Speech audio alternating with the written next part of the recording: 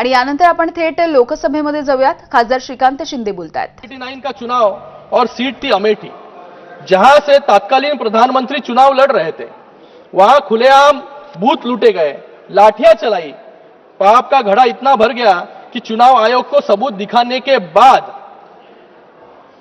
97 polling स्टेशनों पर repolling का आदेश देना पड़ा. जिस देश के प्रधानमंत्री के खुद की सीट पर निष्पक्ष चुनाव न हो सके, वो आज लोकतंत्र का पाठ जो है यहां पर सभी को पढ़ा रहे. यहां पर मैं टीएन शेषन जी का भी उदाहरण देना चाहूंगा कि टीएन शेषन जी जो एक निष्पक्ष अधिकारी थे, उनको रातों रात कानून बदलकर उनके पर जो है काटने का काम भी इन्होंने किया. आज मैं यहां पर यूबीटी वालों को भी सुन रहा था, कल भी उनको मैं सुन रहा था, लेकिन बाला साहब ठाकरे जी के बारे में वो अभी भूल गए बात करने के लिए. लेकिन मैं यहां पर याद दिलाना चाहूंगा कि जिस इलेक्शन कमिश्नर ने एमएस गिल ने हिंदू हृदय सम्राट बाला साहब ठाकरे जी का वोट का अधिकार छीन लिया गया था, आज उसी कांग्रेस के साथ बैठने की आज उसी कांग्रेस के साथ इनको बैठना पड़ रहा है. मैं बाला साहब ठाकरे जी का एक उदाहरण देना चाहूंगा. 1990 में जब बांग्लादेशियों की संख्या मुंबई में और पूरे भारत में बढ़ रही थी, तभी इन्हीं बांग्लादेशियों घुसपैठियों को बाहर निकालने की बात बाला साहब ठाकरे जी ने उस समय की थी. और आज एसआईआर के बारे में भी एसआईआर क्यों हो रहा है? आज एसआईआर इसीलिए हो रहा है कि जो बांग्लादेशी आज जो रोहिंग्या आज इस देश में घुसे हैं, आज जो रोहिंग्या वेस्ट बंगाल में है, आज जो रोहिंग्या मुंबई में तो लाखों की संख्या में इनकी तादाद बढ़ी है. तो मुझे लगता है कि जो सुप्रीम कोर्ट ने भी कहा है, if they don't have legal status to stay in India, if an intruder comes, do we give them a red carpet welcome? What is the problem in sending them back? ये खुद supreme court ने कहा है. लेकिन इनको दिक्कत जो है इनकी वोट बैंक से है. इनको अगर बाहर निकाल दिया गया तो इनको वोट कौन देगा? यही इनकी सबसे बड़ी दिक्कत. इसलिए एसआईआर का विरोध करने का काम यहां पर इन लोग कर रहे हैं. आज मिजोरम में सबसे ज्यादा अगर क्रिमिनल केसेस है तो 50% आपराधिक मामले जो है ये बाहरी लोगों से जुड़े हैं. आज मुंबई में लाखों की संख्या में घुसपैठियां यहां पर बांग्लादेशी घुसपैठियां है. इनको फिर से जो है बांग्लादेश में भेजने का काम जो है करना चाहिए. मैं यहां पर कुछ लोग कह रहे थे कि अनअपोज्ड इलेक्शंस, ये जो नगर पंचायत के इलेक्शंस यहां पर हुए महाराष्ट्र में, उस इलेक्शंस में कई अनअपोज्ड इलेक्शंस हुए. क्यों है अनअपोज्ड इलेक्शंस? क्योंकि इनके लोग खुद फॉर्म भरने गए नहीं, इसलिए अनअपोज्ड इलेक्शन जो है वहां पर नगर पंचायत में हुए. ये अरविंद सावंत जी, तुम्ही खरं सांगा, तुमचे किती लोक जी आहेत की तुमच्या कार्यकर्त्याचा प्रचार करण्यासाठी आले? आज एक कार्यकर्ताओं का इलेक्शन था नगर पंचायत का, इनका इलेक्शन हो गया. जब लोकसभा में इनको अच्छी वोटिंग मिली तब इनको ईवीएम से शिकायत नहीं थी. जब महाराष्ट्र में पूरे मेजॉरिटी के साथ सत्ता में फिर से महायुति की सरकार आई, तब इनको ईवीएम दिखने लगा. लोकसभा के बाद तो इनको लगने लग गया था, अभी सरकार तो हमारी आ जाएगी महाराष्ट्र में, कौन मुख्यमंत्री, कौन मंत्री, कौन ये मंत्री, कौन ये सब इन्होंने डिसाइड कर लिया था. लेकिन महाराष्ट्र की जनता ने इनको इनकी सही जगह जो है दिखाने का काम यहां पर किया. और उस इलेक्शन के बाद अभी नगर पंचायत के चुनाव हुए. अरविंद सावंत जी आएगा, नगर पंचायत के चुनाव हुए.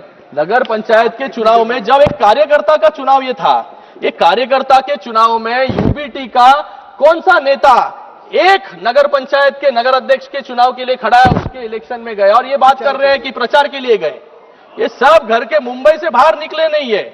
और आज यहां पर बात कर रहे हैं कि अनअपोज्ड इलेक्शन का. नगर पंचायत के चुनाव में सिर्फ सत्ता पक्ष के जो लोग हैं वही इलेक्शन में दिख रहे थे, वही रैली कर रहे थे. और यहां पर ये अनअपोज्ड इलेक्शन के बारे में बात यहां पर कर रहे हैं. तो मुझे यहां पर यह कहना है कि लोकसभा के बाद तो इनको पूरा भरोसा हो गया था कि महाराष्ट्र में तो अभी विपक्ष की सरकार आएगी, लेकिन महाराष्ट्र की जनता ने सही जगह इनकी दिखाई। फिर इनके एलओपी, फिर हमारे महाराष्ट्र की कुछ युवा नेता पावर पॉइंट प्रेजेंटेशन जो है लोगों के सामने लेके गए। पावर पॉइंट प्रेजेंटेशन दिखाने से कुछ नहीं होता। आप अगर उतना रिसर्च खुद की हार में अगर क्यों हारे इसके बारे में करते तो आपको जो है जवाब मिल जाता है यहां पर। तो जवाब देने का काम जो है सरकार जनता ने यहां पर किया है। तो मुझे यहां पर किसी पे ज्यादा टीका टिप्पणी करनी नहीं है, लेकिन इनको, इनके नेताओं को, इनको खुद को भी समझना होगा कि जब भी स्थानीय चुनाव है या और कोई चुनाव है, वहां पर नेताओं को जो है कार्यकर्ताओं के पीछे खड़ा रहने का काम, तभी तो जाके चुनाव जीतेंगे। इनके नेता तो जब चुनाव होते हैं तभी बाहर चले जाते हैं। ये चुनाव कैसे जीतेंगे? और चुनाव हारने के बाद ईवीएम पर दोष लगाने का काम, इलेक्शन कमीशन पर दोष लगाने का काम यहां पर कर रहे हैं। मैं यहां पर कुछ सुझाव जो है रखना चाहूंगा। एज टू कंटेस्ट, आज जिस युवाओं को 18 साल में वोट देने का अधिकार है, उसी युवा को आने वाले समय में इस लोकसभा का चुनाव हो, विधानसभा का चुनाव हो, लड़ने का अधिकार भी जो है 18 या 21 साल जो है करना अनिवार्य है। क्योंकि जो वोट देकर इतना बड़ा लोकतंत्र चुनने का काम करता है, वहां पर उसका भी अधिकार है कि आने वाले समय में उसको भी एक सुविधा, अवसर जो है मिलना चाहिए। वन नेशन वन इलेक्शन पे हम लोग यहां पर बात कर रहे हैं कि आए हर साल, मतलब 5 साल में इतने इलेक्शंस हो जाते हैं कि लोकसभा हुआ, फिर विधानसभा खत्म कराओ, विधानसभा, फिर नगर पंचायत, फिर महानगर पालिका, फिर जिला परिषद, ऐसे हमेशा जो है पूरे 5 साल इलेक्शन ही चलता रहता है। वन नेशन वन इलेक्शन पर सरकार काम कर रही है। मैं सरकार का भी धन्यवाद अदा करता हूं कि जल्द से जल्द ये रिफॉर्म लेकर आए, जिससे एक ही बार सभी इलेक्शंस जो है यहां पर हो।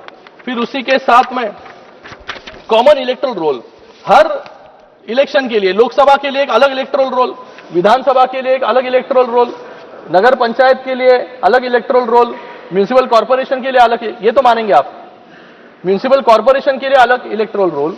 मुझे लगता है एक कॉमन इलेक्टोरल रोल सबके लिए, सभी इलेक्शंस के लिए होना बहुत जरूरी है। अभी हमारा महाराष्ट्र का चुनाव चल रहा है, उसके अंदर कई दिक्कतें, कई टेक्निकल डिफिकल्टीज जो है आई है।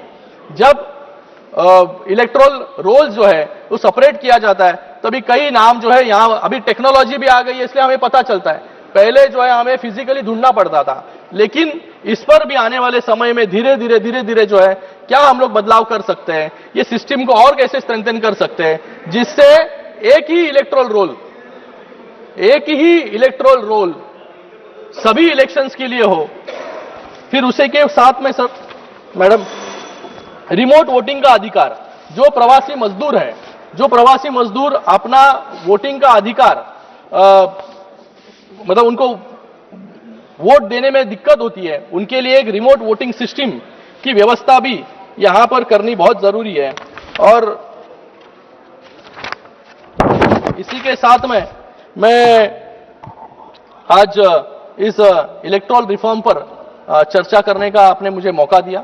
मैं सरकार का बहुत बहुत धन्यवाद यहां पर करता हूं कि आज एक बड़ा रिफॉर्म जो है ये भारत देखने जा रहा है आने वाले समय में, और हमारा लोकतंत्र इससे मजबूत होगा। आपका सबका मैं महोदय आपका बहुत बहुत यहां पर धन्यवाद अदा करता हूं। माननीय सदस्य श्री अमरा राम जी।